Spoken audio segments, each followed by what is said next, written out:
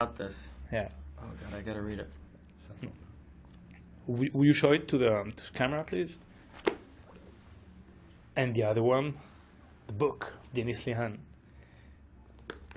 So, would you tell us first what was tricky portraying this specific character, Teddy?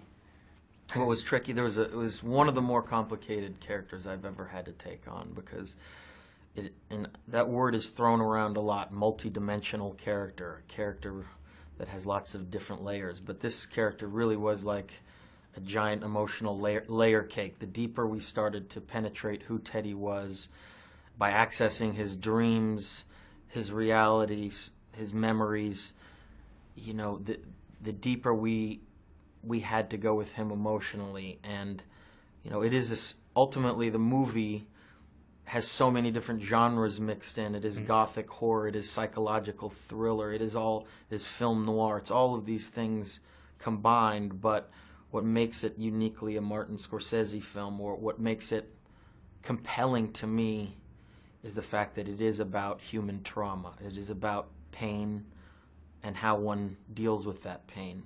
And so at the end of the day, it's a story about the human condition and what it is to be a person dealing with your past.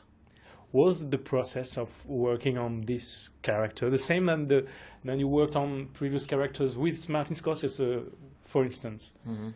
Was it the same process?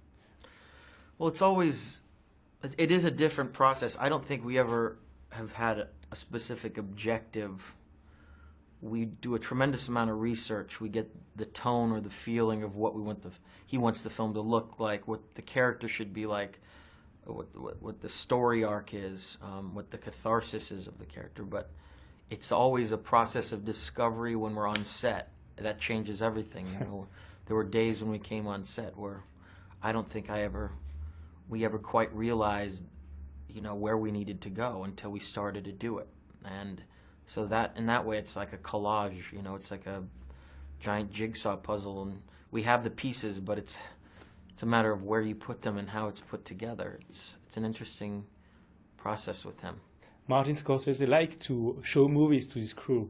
I've read in the press kit that he shows you several movies. Is it helpful for you? Absolutely.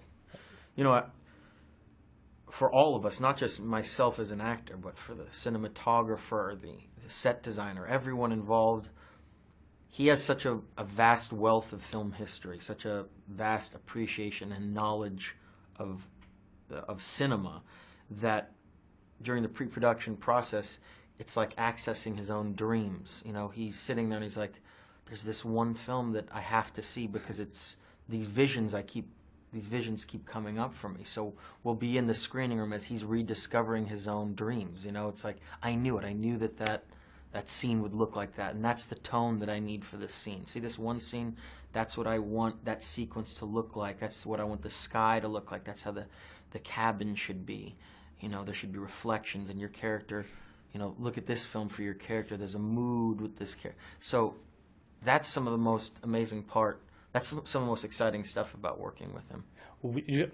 That was my next question. What's so special with Martin Scorsese? You wanted to work first time with him. Well, it's very easy. I mean, he's the definitive filmmaker of my lifetime. To me, he's, you know, a genius that keeps pushing the boundaries every time he makes a movie. And I'm having the opportunity to work with one of my great heroes. He's also been a great collaborator with me and given me a tremendous amount as an actor. And he does that with every actor he works with, because whether you're a day player, you come in for a day and you have one scene, or whether you're there for every scene in the movie, you have the responsibility of that character, and he gives you that responsibility. You have ownership of that. He doesn't hire you if he doesn't trust you. And so therefore, that's incredibly empowering, and you know that when you're on set, you can go to any direction you want to. He can always steer you back to the course of what he feels is right. But there's no wrong choice. And when you know that there's no wrong choices to make, it really does free you up. I have a fellow journalist.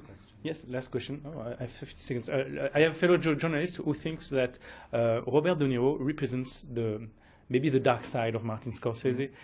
So I don't know if you represent the good side, but he cannot make you a bad guy in all the movies. Do you agree with that, or maybe not? I don't know. I mean, that's just been the roles that we've been able to be able to collaborate on. I think that there's a couple things that we have in development that may be contradictory to that. All right. So hopefully, I get to work with him again. We'll be able to explore that next time. All right, all right. Thank you very much.